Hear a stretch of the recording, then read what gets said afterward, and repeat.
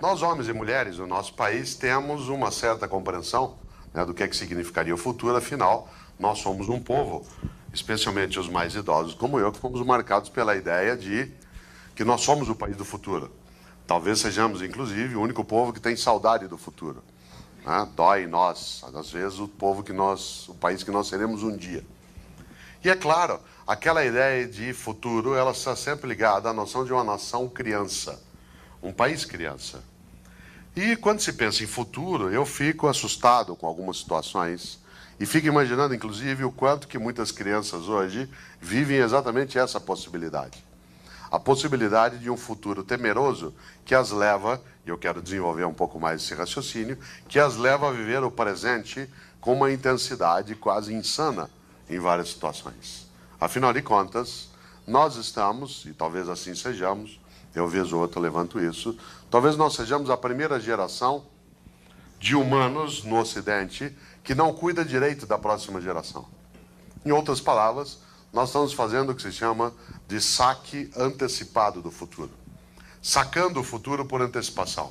Gastando o futuro por antecipação. De maneira geral, na história humana, a geração atual cuida da próxima.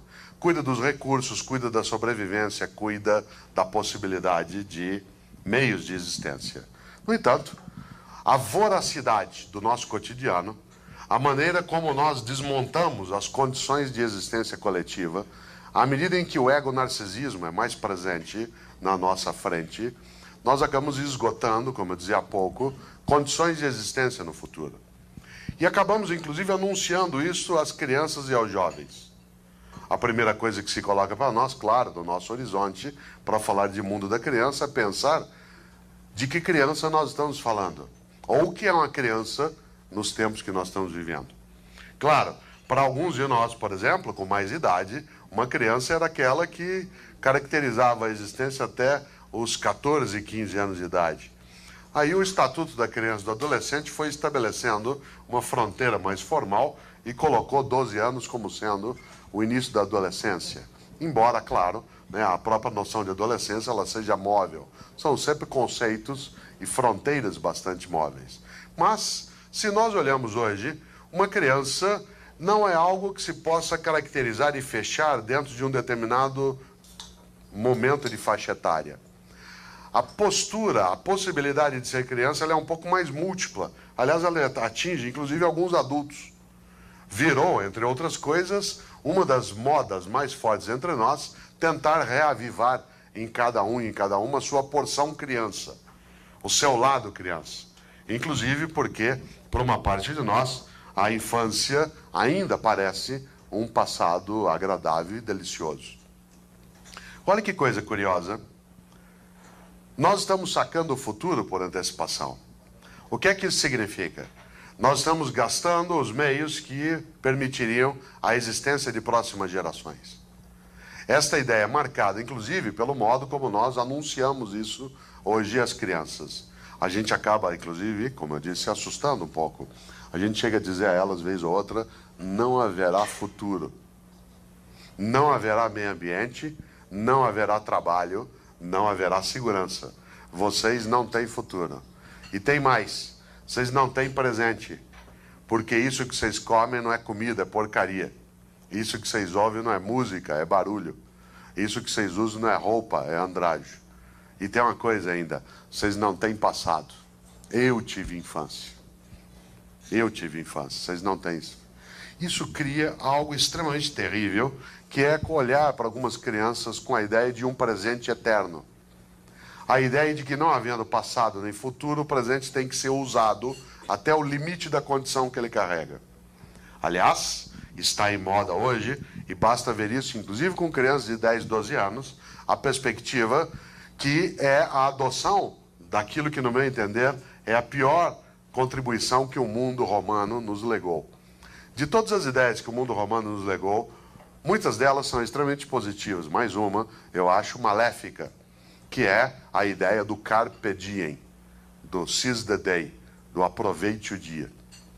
Essa ideia do carpe diem, ela é típica no mundo romano dentro de uma estrutura, de uma sociedade que vive na opulência, que vive da opressão sobre outros povos e, especialmente, que utiliza a luxúria como sendo uma forma de vida e, portanto, você precisa existir até o limite da tua capacidade do momento. E eu acho hoje a noção de carpe diem muito arriscada, muito perigosa, porque ela dá a noção de que é o seguinte: não havendo história, aproveite-se o momento. Portanto, se você tiver que beber, beba até o teu limite. Se tiver que dançar, dance até ultrapassar o limite. Você, por exemplo, vê hoje muita gente, não só adultos, crianças também, que acham que a história acaba agora. Um mundo marcado por uma insatisfação acelerada e por uma ansiedade muito grande. A nós foi anunciada a possibilidade de futuro. Foi anunciada a ideia de que nós teríamos uma trajetória de existência e que essa trajetória, não só ela ia em direção ao futuro, como ela tinha uma outra característica. Ela era marcada por uma obsessão evolucionista. Ou seja, amanhã vai ser melhor. Pode deixar. Hoje você padece, hoje você tem algumas dificuldades, hoje você é atropelado por atribulações, mas fique tranquilo, o futuro brilhará. Aliás, a expressão que alguns de nós ouvíamos e usávamos era: o futuro é radiante. Essa expressão, que foi extremamente forte para vários e várias de nós, de maneira que, marcando a nossa vida, pudesse nos anunciar sempre um horizonte promissor, hoje ela não é tão nítida dentro do dia a dia de uma parte das crianças. Onde que a gente encontra essas crianças? Nós, professores, eu sou professor também, nós as encontramos quando elas crescem.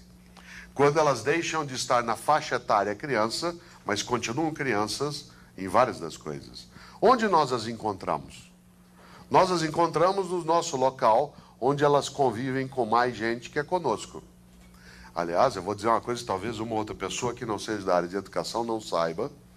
Nós somos normalmente professoras e professores, não eu, que sou professor de universidade, mas aqueles ou aquelas que atuam no ensino fundamental, na educação básica, nós somos quase sempre, às vezes, o único adulto que põe a mão numa criança durante o dia. Põe a mão mesmo, com licença, de encostar na criança. Inclusive porque na vida veloz, alterada que nós temos do cotidiano, nós somos a primeira geração de adultos nas cidades grandes e médias que sai de casa mais tarde que os filhos. Nas grandes metrópoles, de maneira geral, as crianças saem 6h15, 6h30, 6h30, na Kombi, na van, no ônibus, e os pais saem 7h15, 7h30, sem as crianças. Algumas cidades ainda mantêm essa lógica de alguém levar o filho para a escola.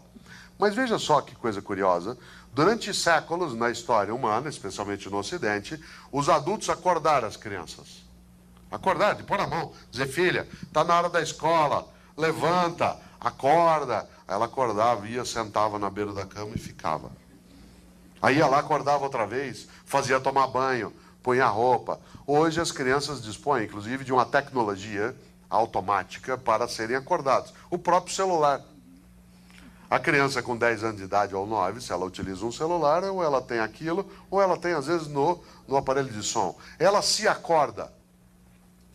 E ela é regrada em relação a isso. Ela se acorda e, se ela está numa família de classe média ou superior, o único adulto que ela encontra no cotidiano é aquele ou aquela que presta serviço para ela dentro de casa. Que, aliás, ela se habitua desde pequena a caminhar com ela. É aquela pessoa, normalmente uma mulher, né, que tem a tarefa de ser empregada doméstica, que muitas vezes leva a criança até a escola. Ou leva até a escola, ou leva até o veículo que vai levá-la para a escola. Qual é o nome em grego que se dava ao escravo que levava a criança para a escola na antiguidade clássica? Pedagogo. Pedagogo. Esse é o nome do escravo que levava a criança. Por quê? Paidos, em grego, é criança, agogen é conduzir. Havia uma profissão dentro da distribuição do trabalho escravo. Assim como tinha copeiro, assim como tinha cozinheiro, tinha segurança, tinha lavadeira, tinha uma profissão. Era aquela que pegava a criança pela mão e levava para a escola. O nome foi pedagogo. Claro, com o tempo, por extensão, esse termo passou a designar, né, quem se responsabilizava pela educação em geral dessa criança. Olha que coisa curiosa. Dentro dessa perspectiva, né, dessa visão de levar, muitas vezes a criança não encontra hoje no seu mundo, desde que ela cresce, outra companhia, e esse é um dado importante, a não ser, primeiro, em larga escala, especialmente os filhos de camada média e superior, em larga escala encontra o mundo feminino à sua frente como uma referência. Claro, não estou dizendo que o mundo feminino não tenha a sua força, a sua riqueza e a sua necessidade, mas ele não é um mundo exclusivo. De maneira geral, hoje, as crianças, quando se tornam adolescentes ou jovens e chegam para nós na universidade, eles são muito femininos no comportamento. Afinal de contas, eles são criados e convivem desde pequenos, em grande parte, ou com uma mulher que trabalha na casa, ou sendo acompanhados de manhã assistindo TV, com mulheres que fazem programas de manhã. Em alguns estados do Brasil, inclusive, isso traduz um transtorno na hora da escolaridade. De maneira geral, as apresentadoras de TV de manhã são loiras. E a criança, quando ela chega na escola, especialmente se ela não é de determinada camada social, quando ela entra na sala de aula, ela estranha a professora que ela tem na primeira série. Se a professora não for loira, por exemplo, isso traz algum desconforto entre o que ela está habituado como forma de aprendizado, de comunicação. Afinal de contas, ela passou 4, 5 anos sendo ensinada por alguém virtual, mas não tão virtual, e de outro lado, com outro tipo de imagem, de figura. É muito comum em alguns estados brasileiros, especialmente aqueles em que há uma parcela grande, né, de afrodescendentes, em que haja um descompasso em relação à entrada dentro do aparelho escolar.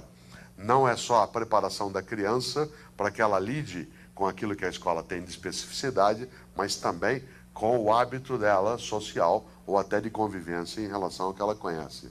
Quem não é da área de educação nem sempre percebe essas coisas. Essa criança que eu disse que se acorda sozinha, que às vezes faz a própria higiene, sem que alguém fique ao lado, e não tem ninguém que confira como ela está vestida, porque ela se troca, se veste e sai, e o café que ela toma nem sempre coincide com o horário dos adultos, e ela vai. O único adulto, insisto, com quem ela toma contato normalmente em casa é a pessoa que trabalha na casa dela, para quem ela dá ordens, e com a qual ela mantém uma relação, né, de autoridade ou de hierarquia. Quando ela chega na escola, ela encontra um outro adulto, nós. E esse adulto também decide dar a ela ordens. Isso produz um confronto muito forte em vários momentos. Aliás, algumas dessas crianças hoje estão chegando a um ponto, inclusive entre nós, dentro da educação, a imaginar algo que não acontecia antes. Crianças de 10, 11, 12 anos que, durante uma discussão, por exemplo, numa sala de aula, viram para a gente, põe o nariz no teu dedo e diz assim, eu pago o teu salário. Como se a nossa relação fosse mediada pelo Código do Consumidor. Como se a relação de autoridade docente, não o autoritarismo docente, mas a autoridade docente, ela fosse mediada por um contrato. E é claro que isso traz distúrbios na relação no cotidiano. Agora você imagine, essa criança que em grande parte, ela não tem convívio cotidiano com os pais. Esse convívio é muito remoto. Quando muito, ele é controlado de forma eletrônica pelo telefone, ou a relação ela é um pouco distante.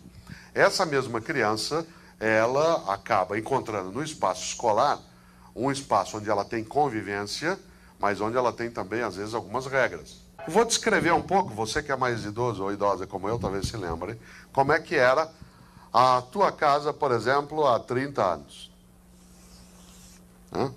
Vamos supor que você tivesse, isso daqui fosse uma casa, um apartamento de classe média há 30 anos. O que ele tinha? Sala, quarto, quarto, quarto. O que tinha na sala? Tinha uma parede de TV, tinha sofá, tinha às vezes a mesa de refeições, etc. Tinha um lugar de convivência. O que tinha no quarto? Tinha vitrola também aqui, né? O que tinha no quarto? Cama, guarda-roupa e às vezes um rádio. Cama, guarda-roupa e às vezes um rádio. Você chegava do trabalho às 6h30, 7 horas no máximo. Houve um tempo na história da humanidade que a gente chegava nesse horário. Chegava às 6h30, 7 horas do trabalho, passava pela sala, ia até o quarto, trocava de roupa, põe um outro tipo de sapato, uma roupa mais confortável, voltava para a sala. saía, voltava, chegava aqui no quarto, trocava, voltava para a sala. O outro chegava, voltava para a sala. O que se fazia na sala? As pessoas se encontravam, convivia. Às vezes discutia, brigava, porque era uma televisão só. Um queria ver uma coisa, outro queria ver outra, um queria assistir outro, mandava abaixar e assim por diante. Então ficava, mas era uma estrutura de convivência. Como toda convivência, tem conflito. A questão é que nos últimos 30 anos, o avanço aceleradíssimo da tecnologia e o barateamento dela, o ausentar-se contínuo nosso dos adultos para poder continuar sobrevivendo com as mesmas condições de sobrevivência, de repente, os adultos da casa tivemos cada vez mais de ficar ausentes. O apartamento, a casa, tem essa configuração. Sala, toca, toca, toca. O que tem na sala? A sala. Tanto que é um lugar que as pessoas não vão. Só quando tem visita. A tal ponto que você tem, por exemplo, ali, você tem o sofá, você tem os lugares, você tem a mesa, mas é um lugar onde as pessoas não vão. Só quando tem alguém de fora, desde que ele não seja amigo dos filhos. Normalmente, se for um adulto, ele fica na sala. A sala está sempre arrumada. Sempre. Até as almofadas estão no lugar. Que é uma coisa estranhíssima, porque é um lugar de convivência, ele não é arrumado. A sensação é que a sala está pronta para a qualquer momento entrar uma das revistas por aí e fotografar a sala. Não, está pronta. O que tem no quarto? Na toca? Tem TV, DVD, às vezes tem aparelho, tem cama, tem computador, tem internet. Isso. Hoje cada um chega às 7h30, passa pela sala, vai para toque e fica. Outro chega às 8h30, vai para toque e fica, outro vai para toque e fica. Qual seria o único momento dessas gerações se encontrarem? Na hora da refeição. Mas uma diabólica invenção aparecida entre nós em larga escala há 12, 13 anos, permite que hoje cada um coma na hora que quiser, de preferência dentro da toca. Porque a refeição, que antes tinha que ser esquentada de uma vez só, hoje ela pode ser com o micro-ondas esquentada no momento que desejar. Aliás, qual é a noção por trás disso? Liberdade. Liberdade, meus filhos são livres, eles se viram. Claro, se viram, sim. Precisa, inclusive, observar qual é o impacto que isso carrega nas crianças. Isso traz, claro, uma outra dimensão. Qual é, portanto, o local de encontro de uma comunidade dessa em que adultos se encontram com crianças, se for na mesma família? Qual é o local de encontro? O shopping. Certo? O shopping. É o lugar onde vamos ao shopping e aí, então, sai uma comunidade, em deslocamento. Essa comunidade de deslocamento se encontra dentro do carro durante um certo tempo e depois se separa dentro daquele local. Não estou, evidentemente, fazendo nenhum tipo de menção ao retorno ao passado. Isso seria uma tolice. Estou falando de coisas que se perderam e que não poderiam e que ajudam a entender um pouco o mundo da criança hoje. Como é que ela olha a realidade, como é que ela percebe. Inclusive, ela entende que as relações elas têm mesmo que ser rápidas. Exemplo. A ideia, entre outras coisas, da noção de fast. Tudo é fast. Essa noção, inclusive, ela chega à ideia do fast food, que é uma coisa estupenda. Essa noção estupenda, ela implica, por exemplo, que uma família, por exemplo, é capaz de sair, comer e voltar em 15 minutos. E entender isso como qualidade de vida. E faz uma coisa básica. Nessa convivência, a lógica é a seguinte. Você sai, pai, mãe, às vezes normalmente pai e filhos vão, chegam no lugar, e vai, encosta num balcão e escolhe a comida pelo número. Que é uma maneira que você está dispensado de raciocinar. Aquilo já é prático. Cuidado, que nem sempre o prático é o certo. Muitas vezes ele é só o prático. Aí você escolhe pelo número e aponta, faz o... Aliás, é uma comida familiar. Ela é a mesma coisa aqui em Singapura, em Assunção, em qualquer lugar. Tanto que você se sente em casa, que é uma casa universal. Você sente que qualquer lugar é familiar para você, porque você comerá a mesma coisa com o mesmo sabor. Portanto, é uma indiferenciação. Por isso que criança não dá trabalho em nenhum lugar. Basta que você consiga conduzi-la ao repasto universal. Ora, chega, se escolhe. Aí alguém te entrega uma bandeja e você vai e procura um lugar para sentar, onde nunca a cadeira e a mesa são adequadas. Não há ergonomia quase. Porque a ideia é que você não fique, que você consuma e saia, ganhando tempo. Tempo para... Essa é uma questão. Tempo para conviver? Para ficar mais junto? Essa é uma coisa tão forte que nós, por exemplo, hoje nós estamos sem tempo, e as crianças aprendem isso para a morte. Vou contar uma coisa que você que é mais jovem talvez não imagine. Há 20 anos, quando um de nós morria, um amigo nosso, a gente parava tudo que estava fazendo e ia lá. Parava tudo, viajava, ficava a noite inteira juntos. Hoje, se você recebe um aviso agora, que alguém faleceu, você fala, ih, vou ver se eu dou uma passada lá. Aliás, o cara morre às 10 da manhã, se der, você enterra até às 5 da tarde, né, para fazer. Daqui a pouco nós vamos ter velório drive-thru. Né? Você ri, já tem 5 na Califórnia. Certo? Porque é uma questão prática. Você entra com o carro, né, você põe a mão sobre o corpo, você faz uma oração, ou deixa registrado lá, e aí você vai. Isso não é brincadeira. O Brasil inventou, e é uma tecnologia nossa, a invenção, inventou ano retrasado, o primeiro velório que tem uma webcam. Certo? Ela fica sobre o caixão, e aí você pode acompanhar. O que a criança tem com isso?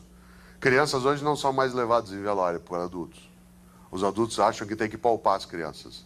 Cautela, crianças não vão sendo preparadas para a perda. A perda faz parte mesmo da existência. Atenção, com a morte a gente não se conforma, mas a gente se conforta.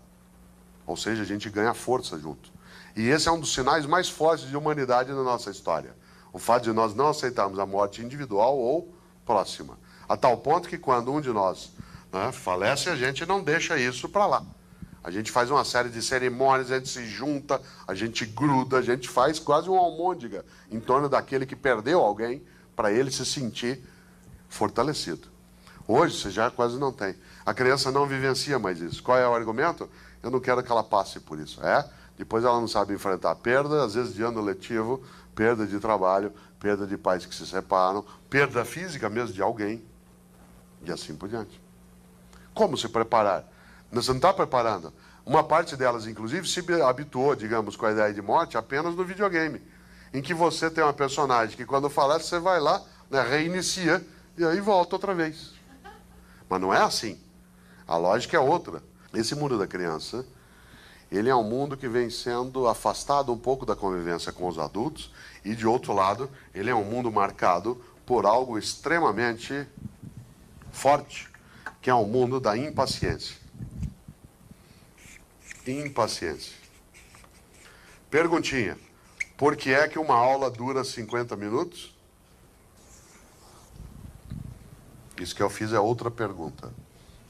Por que uma aula dura 50 minutos? E não 70, 35, 108? Capacidade de concentração das crianças, detectada isso no início do século XX. No início do século XX, a psicologia fez um estudo na área de educação para ver quanto tempo uma criança conseguia focar algo sem perder a atenção. No início do século XX, se chegou à conclusão que era 50 minutos no período noturno, diurno, 45 no noturno. Essa pesquisa foi refeita há 3 anos. Hoje o tempo médio que uma criança presta atenção em algo sem perder o foco é 6 minutos. Por que isso? Porque tudo é fast, tudo é veloz. A linguagem, inclusive, a linguagem de videoclipe, a linguagem da conversa. E porque os programas infantis de manhã, né? O Jean lembrou aqui, eu faço programa de TV, nos programas de manhã infantis, os blocos têm 6 minutos. Presta atenção nisso. O programa é blocado de 6 em 6. Ou seja, a apresentadora fala, põe um desenho, 2, plaf, 6 minutos, vem um break. Vem outro, vem publicidade, volta ao programa, 2 desenhos, 6 minutos, paf, outro break. Isso vai criando outra lógica de conversar, de lidar. Inclusive, porque as crianças que cresceram nos últimos 15 anos, elas passaram a usar uma ferramenta que produz um nível altíssimo de impaciência entre nós, que é o controle remoto. Vou contar uma coisa que talvez você que é jovem não imagine. Quando há 20 anos os controles remotos estavam aparecendo, olha o gesto que eu vou fazer. Se eu quisesse mudar de canal, portanto, mudar o meu foco de atenção, eu tinha que levantar, fazer um movimento, ir até lá e mexer. Aí eu voltava e sentava outra vez.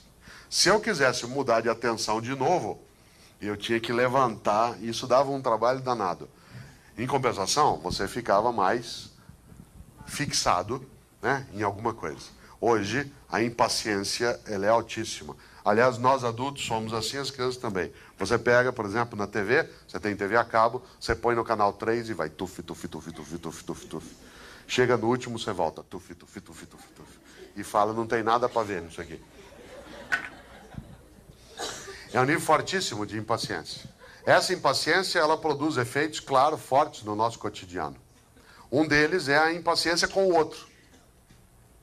Você não tem paciência, às vezes, para maturar, para cuidar, para prestar atenção. Só por curiosidade, se eu perguntasse aqui agora, né, num café filosófico, onde tem pessoas como nós que apreciamos, entre outras coisas, porque o podemos, apreciamos também a arte, literatura, filosofia, pergunto eu, né, quem entre nós tem um filho ou um neto que está estudando piano clássico? O número de pessoas que vai levantar a mão é 1 ou 2. Atenção, hein, nós vamos perder essa arte. Ela vai desaparecer do nosso horizonte. Porque a gente não tem mais paciência e nem ele. Você chega para a criança e diz assim, você tem que estudar piano. Ela fala, que legal, quanto tempo? 9 anos, horas por dia. Não quero. Tá bom, você que sabe. Essa lógica é assim, passa por uma outra ideia. Você já imagina dizer para alguém que ele vai estudar 9 anos para aprender a fazer alguma coisa? E que ele vai ter que ficar horas por dia mexendo numa relação de absoluta impaciência? Essa impaciência, ela povoa bastante o mundo da criança. Cuidado para não cair numa armadilha. Essa impaciência atinge a escola, que é onde a criança passa uma parte significativa do seu tempo, mas não cai numa armadilha. Muita gente diz que as crianças não gostam da escola. Não é verdade. As crianças adoram a escola. O que elas têm alguma dificuldade com as nossas aulas. Mas a escola elas adoram. Na segunda, 7h10 da manhã, está fervendo de criança na porta da escola. Alegre, correndo para lá e para cá. Aí toca o sinal de entrar, vai tudo que entra para a sala de aula. Entra ali, fica sentado, depois, na hora que toca o sinal do intervalo, aquela alegria, elas saem correndo e se abraçam. Tanto que você tem que pôr gente para cuidar delas, senão elas se matam. Tá? Vai para lá, para cá, e toca o sinal outra vez, elas voltam tudo outra vez. Toca o sinal para ir embora, elas vão embora para casa? Não vão, elas ficam ali, ó. Se a aula acabar mais cedo, elas não vão embora, elas ficam lá, você tem que ir tocando, senão elas não vão embora. Sabe do que elas não gostam muito? Olha que criançada perdida. Não gostam muito das nossas aulas. Coisa estranha. Você pega um menino ou uma menina de 12, 13 anos de idade, 10 anos de idade, e coloca durante 6 horas, 5 horas no dia, sentado nos bancos de pau, vendo alguém escrever com uma pedra em outra pedra, falando para ele coisas interessantíssimas. Coisas fundamentais para a existência humana. Por exemplo, o nome dos 7 primeiros reis de Roma, os 4 latinos e os 3 etruscos. Qual é a capital da Tanzânia? Qual que é o peso atômico do bário? Como é que você identifica a diferença entre uma adjunta de nominal e um complemento nominal? Quais são os afluentes da margem esquerda e direita do Amazonas? Como é que você identifica uma mitocôndria? Como é que você calcula a trajetória de uma bala de canhão, que é uma coisa que tem tudo a ver com a existência? E culmina tudo isso mandando ele ler uma obra estupenda para ele agora, que é Amor de Perdição, do Camilo Castelo Branco. Sabe qual que é a solução? Sabe o que eles querem fazer, se eles puderem? Eles escapam. Como não? Tem lugares que tem porta para as pessoas não entrarem. Teatro, né, cinema, estádio de futebol, e tem lugar que tem porta para as pessoas não saírem, que é escola, penitenciária e hospício.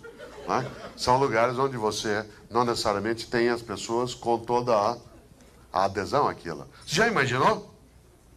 Já pensou? Ela fica ali horas e horas. Se ela puder, ela escapa. Como ela não pode escapar, o que ela faz? Ela escapa mentalmente. Ela não presta atenção. Ou ela fica desenhando outra coisa, ou ela vai fazendo uma coisa que para nós professores é irritante. Ela vai escorregando na cartinha. De quem é a culpa? Delas? Horror? Criançada perdida? Não sabe o que quer na vida? Já pensou? Eu falava uma coisa ontem, numa discussão lá no CP. Ele viu National Geographic, ele viu noticiário. Calcula-se que uma criança assiste em média a 3 horas de TV por dia a partir dos 2 anos de idade. Isso dá 1000 horas num ano. Dos 2 anos de idade até aos 7, quando ela formalmente vai ser alfabetizada, ela assistiu 5.000 horas de televisão. Ela viu noticiário, ela viu propaganda, ela viu filme pornográfico. ela viu novela, ela viu filme de violência, ela viu atentado às torres de Nova York, ela viu o jogo do Palmeiras, todo tipo de horror que você pode imaginar. Já pensou? Depois dela ter assistido 5.000 horas de televisão, ela sentou no primeiro dia de aula ali, e nós, professores, começamos a aula dizendo assim: a pata nada. A pata nada. Quase que elas levantam e falam: leve-me ao seu líder. Né? O mundo dessas crianças é um mundo complexo. Que tipo de modelo se terá? Que vai ser quando crescer? Vivem perguntando em redor. Que é ser? É ter um corpo, um jeito, um nome? Tenho os 3 e sou. Tenho de mudar quando crescer? Usar outro nome, corpo e jeito? Ou a gente só principia a ser quando cresce? É terrível ser? Dói? É bom? É triste? Ser. Pronunciado tão depressa e cabe tantas coisas. Repito: ser, ser, ser, Que vou ser quando crescer? Sou obrigado a... Posso escolher? Não dá pra entender. Não vou ser. Não quero ser. Vou crescer assim mesmo, sem ser. Esquecer. Quero eu ser como meu pai? Aliás, meu pai diz assim: você precisa trabalhar, trabalhar é importante, só o trabalho é que torna alguém digno. Mas ele vê, às vezes, o pai entrando em casa no final do dia do trabalho e dizendo assim: não aguento mais aquele trabalho. Se eu pudesse, eu pôr uma bomba naquilo e explodia tudo. Se eu pudesse, eu sumia. Siga-me. Quem é teu líder? Ou ela vê a mãe. Olha que coisa. Vê a mãe reclamando. Mas a mãe reclama, o pai reclama, mas diz assim: não aguento mais essa vida. Por que eu fui ter filho? Claro, você diz assim: mas isso mães sempre falaram. É que mães às vezes falavam isso, mas vez ou outra até conviviam conosco, assim como alguns pais. Mas isso hoje, falado em alguns momentos específicos, parece que você vai carregar toda aquela força. Como é que era a sala da minha casa há 35 anos? E eu não vou falar isso para a gente voltar ao passado. Eu vou falar isso apenas, então, somente, para a gente ver alguma coisa que se perdeu. Como é que era a sala da minha casa em Londrina, que é a cidade onde eu nasci, embora eu moro em São Paulo, há 35 anos? Era assim, ó. Aqui tinha uma mesa com cadeiras em volta, se essa aqui fosse a planta baixa. E sabe o que a gente fazia nessa mesa? Se eu contar, você que é mais jovem não vai acreditar. A gente almoçava. Não sei se você sabe o que é isso. A gente almoçava. Aliás, almoçava e jantava. Pais e filhos se encontravam, tomava bronca, dava risada, aprendia no começo sem saída, ouvia a história da família. O pai às vezes era autoritário, mas convivia. Como toda convivência, tinha conflito. Aprendia a não pegar bife com a mão, nem batata frita, a não pegar o último. E assim por diante. Aqui nessa parede, minha mãe tinha uma guarda-louça, que São Paulo chama de cristaleira, né? Onde a gente guardava, ela guardava tudo que tinha ganho no casamento para usar num dia especial, que nunca chegou, né? E que com o tempo ela foi distribuindo para filho, neto, etc. Aqui tinha uma área de circulação, a minha família de formação católica, aqui tinha um altarzinho com a imagem de Nossa Senhora. Aqui tinha uma poltrona, aqui tinha outra, aqui tinha outra, aqui tinha a cadeira de balanço do meu pai com o rádio. Se eu contar, você não vai acreditar. As poltronas ficavam de frente umas para as outras. Sério. Sabe por quê? Porque a finalidade é que as pessoas se vissem. Aliás, sabe o que a gente fazia à noite? Se eu contar, você não acredita. A gente conversava. Vizinho era bem-vindo. Outro humano era bem-vindo. Quando o outro humano chegava, a gente se alegrava. Porque outro humano era uma possibilidade de uma vida. Crianças se animavam quando o outro humano chegava. O vizinho chegava, porque ele contava história, trazia novidade. Hoje, parênteses, outro humano é um transtorno. Aliás, você diz assim: olha, eu quero ir para casa hoje à noite, quero chegar lá, não quero ver ninguém, falar com ninguém, encontrar com ninguém. Muita gente diz isso, inclusive. Vocês vão ver uma coisa, tá? Eu estou aqui com vocês durante 10, 12 anos trabalhando, convivendo, mas vocês vão ver uma coisa: se eu ganhar sozinho na cena acumulada, se eu ganhar 20 milhões de reais na cena acumulada, eu sumo. Nunca mais vocês vão me ver. Essa expressão é uma expressão que vai sendo ouvida. Você sabe que tem gente que, na época que tinha blackout, não os produzidos. A CPFL não tem responsabilidade, claro. Mas quando houve aquela série de blackouts ano retrasado, lembra você? Né, pelo país afora, quando as estruturas desligavam, teve família que entrou em pânico, porque não sabia o que fazer à noite. Não sabia, porque toda a relação é mediada por eletricidade. E de repente, você tinha essa circunstância, os filhos viraram assim e falaram: mãe, não tem luz, o que nós vamos fazer? Ah, vamos dormir. E aí lá vão 5, 6 humanos, cada um com história, desejo, projeto, sonho, cada um com possibilidade de cantar um pouco para o outro, fazer uma poesia, contar uma história, dar risada, e vão dormir. Um dia, há 35 anos, numa sexta-feira, no fim da tarde, meu pai chegou e tocou a buzina do Jeep. No Paraná se usava Jeep naquela época. E quando ele tocou a buzina do Jeep, nós fizemos o que a gente fazia todos os dias. A gente corria para abraçá-lo, os filhos. Aliás, houve uma época na história humana que quando os pais chegavam, os filhos corriam na direção dos pais. Certo? É sério. E nós corremos para abraçá-lo. Com qual finalidade? Porque a gente tinha um sentimento de gratidão. Primeiro corria para abraçar e depois reclamavam de um outro irmão. Mas a gente corria porque a gente tinha um sentimento de gratidão. Que vinha da onde? Do fato de que ele trabalhava e nos sustentava. Hoje, atenção, no mundo da criança, a ideia de gratidão ela é muito escassa. Inclusive porque ela é assim no mundo dos adultos. Raramente você ouve a palavra obrigado. Tudo é obrigação sua. Tudo você devia ter feito. Agora, cuidado, hein? Eles não nasceram prontos. Como ninguém nasce pronto, tem alguma coisa estranha aí no meio. Alguma coisa nós fomos construindo nas relações que os contaminou também. E essa contaminação se deu na ideia de que você é um servidor. Aliás, em breve, as relações pais e filhos podem ser mediadas também pelo Código do Consumidor. Certo? Prestação de serviço. Contrato de prestação de serviço. Olha que coisa estranha.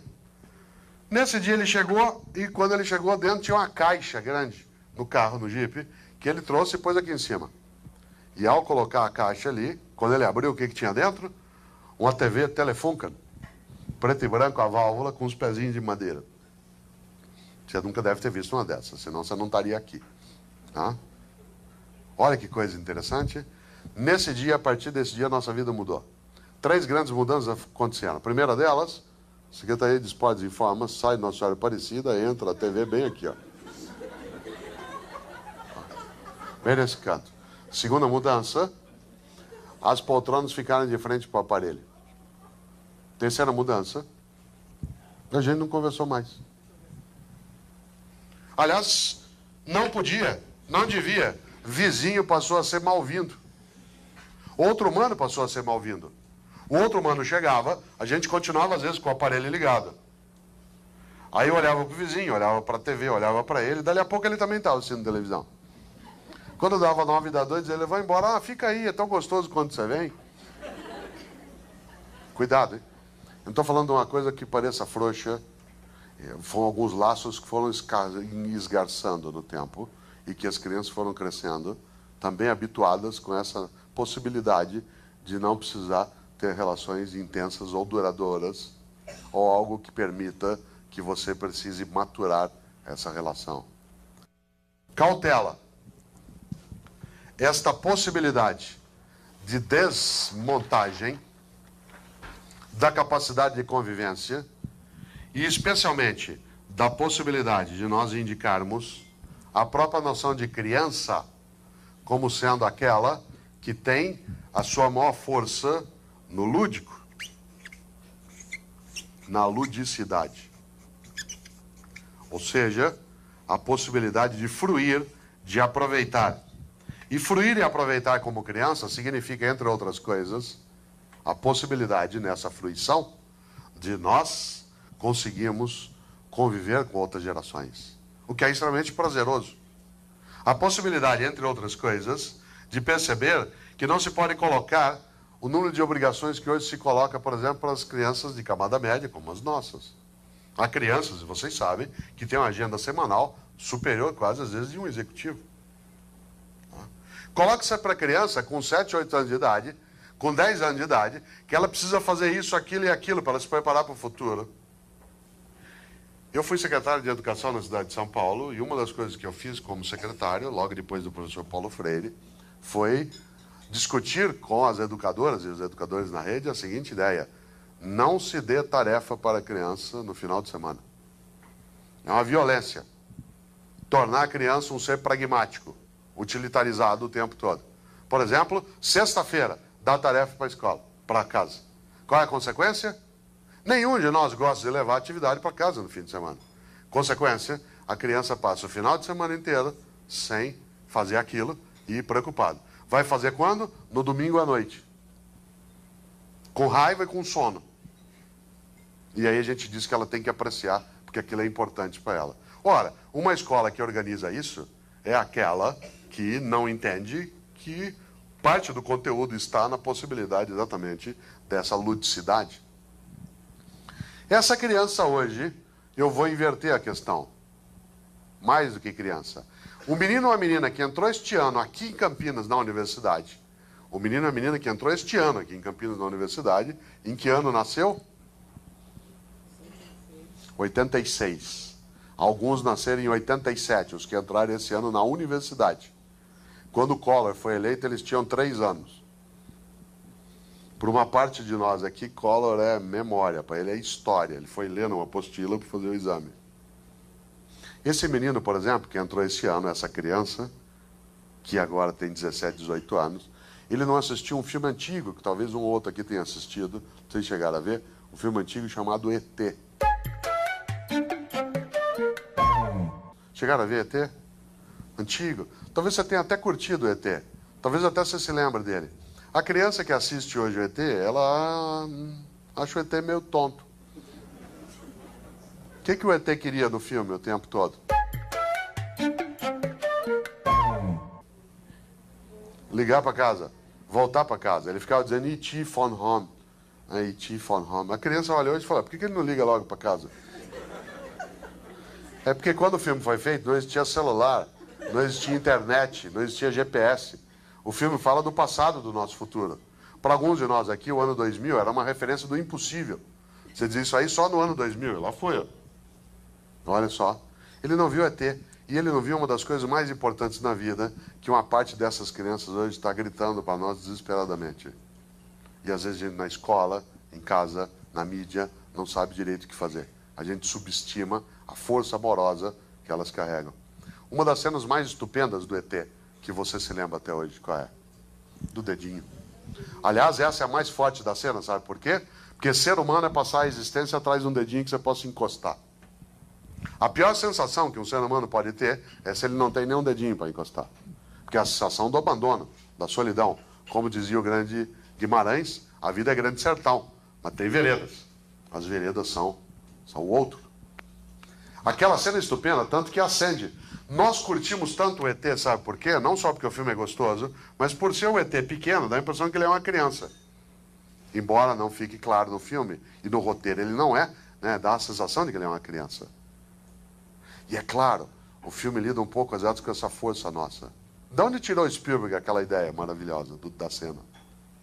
Michelangelo, do teto da Capela Sistina. Você olha, você fica boquiaberto. Até dói o pescoço de olhar a altura. Né? Você olha, você tem aquela cena estupenda em que Deus e Adão estão quase encostando o dedo. Eles não encostam o dedo. Você olha e não tem certeza se é Deus que está criando Adão para não ficar sozinho no universo, ou se é Adão que está criando Deus para não ficar sozinho no universo. Provavelmente ambas as coisas. Aquilo é maravilhoso. Né? Mas tem uma outra cena no filme que você não esquece. Qual é? É a bicicleta. Ser humano é acreditar que bicicleta voa. Ser criança é acreditar que bicicleta voa. Você perde a tua capacidade de ser criança no dia que você começa a achar que bicicleta não voa. E nessa hora, você se conforma. Olha só, quando eu pego água e coloco num copo, a água se conforma ao copo. Isto é, ela fica aprisionada no copo. Ela fica com a forma do copo. Quando você começa a achar que bicicleta não voa, é sinal de que você está perdendo a capacidade de ser criança. Afinal, também em filosofia, há uma clássica frase que diz o seguinte: as crianças se espantam por as coisas serem como são, e os adultos nos espantamos se elas não fossem desse jeito. Isso produz uma diferença profunda na capacidade de compreensão. O mundo da criança hoje, claro que ele não é um mundo como é, ou como foi, aliás, o mundo de vários e várias de nós. Mas ele é também, porque o mundo da criança hoje também é o nosso mundo. Não existe um mundo das crianças, existe um mundo em que homens e mulheres existimos. E esse mundo em que homens e mulheres existimos é um mundo onde há gerações de convivência. E essas gerações em estado de convivência, muitas vezes estão se furtando a capacidade, exatamente, de produzir aquilo que é a maior força da existência, exatamente, como eu dizia, a capacidade dos dedos se encostarem. Ora, volto eu só para fechar no ponto de partida. Essa criança hoje, ela olha a realidade e ela aprecia um pouco de reflexão filosófica, aprecia, especialmente quando você vai trabalhar com ela, aquilo que são as grandes questões dos pré-socráticos, né? Você coloca para uma criança questões que foram trazidas por Tales, por Zenão, foram trazidas por Anaxágoras, Anaxímenes.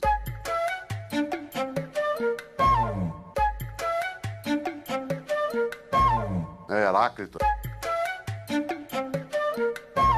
Ela fica boquiaberta, porque aquilo que ela curte, né, da onde vem o mundo, como é que ele é composto, né, as questões da matéria, as questões do espírito, o mundo da matemática. Esse mundo da beleza, da força, é o mundo da imaginação, o mundo da criação. É o mundo da poesia, é o mundo da fábula, é o mundo do mito, é o mundo da infância. No entanto, a palavra infante, que é uma palavra negativa, infante é aquele que não pode dizer, não pode falar, que é incapaz de falar. Por isso que é chamado infante. Hoje, se cala muito essa possibilidade. E muitos de nós, mais adultos, não penetramos nesse mundo da criança para a nossa capacidade de convivência.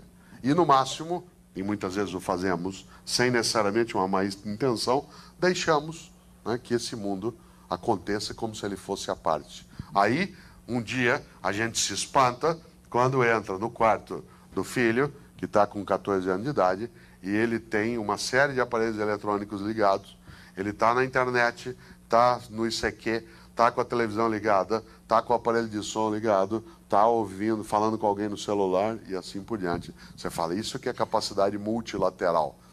Não, isso também é uma sofreguidão imensa em relação à busca de contato, a tentativa de contato. Quase que, e aí eu vou fechando, que uma parte deles, do mundo em que vive, e que a gente muitas vezes se afasta, está dizendo para nós, E.T. von home. E.T. von home. E é claro, uma das coisas mais gostosas numa noite como hoje, é imaginar tantos homens e mulheres que vêm para ajudar a pensar um pouco esse mundo. Porque como eu disse, insisto para concluir, esse mundo da criança não é um mundo só dela. É o nosso mundo, onde as crianças também estão. É o nosso mundo, onde adultos, adolescentes, idosos também estamos. Não é um mundo à parte. No entanto, ao ser olhado, pensado, trabalhado como se for um mundo à parte, ou um mundo estranho, só cabe a elas mesmo, não só dizer isso, como vez ou outra, dizer para nós, leve-me ao seu líder. Fica claro? Esse passeio inicial é exatamente para pensar o seguinte, quem é essa criança? A grande frase é, onde está a criança dentro de você, que muitos falam? Você precisa dançar, precisa fazer poesia, precisa pintar um pouco, precisa cantar para soltar a criança que está em cada um e em cada uma de nós. Mas que criança é essa? É aquela criança do Carlos Saura, do Cria Cuervos, que te comerão os ojos. Qual criança é essa? É o Zé Pequeno, do Cidade de Deus? Que criança é essa? É aquela que é maldosa? Que criança é essa? É a criança que foi construída, está sendo elaborada na nossa convivência. No adulto está oculta uma criança eterna. Algo em formação que jamais estará terminado. Algo que precisará de cuidado, de atenção e educação. A filosofia nunca se dedicou muito à ideia de infância.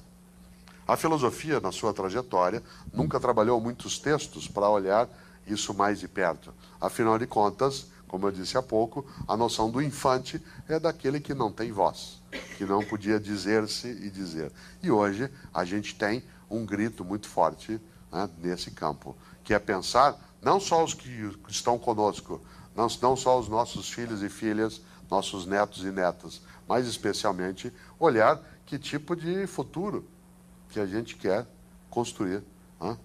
E aí cai numa armadilha. Alguns dizem, porque no meu tempo. Atenção, Milor Fernandes, estupendo pensador do Rio de Janeiro, tem mais de 75 anos, tem uma frase que a gente não pode esquecer. Ele diz assim: atenção, moçada, quando eu disser no meu tempo, eu quero dizer daqui a 10 anos. Qual é o nosso tempo? Qual é o nosso tempo com as crianças? Esse mundo, quais são os pontos de contato que a gente tem dentro dele?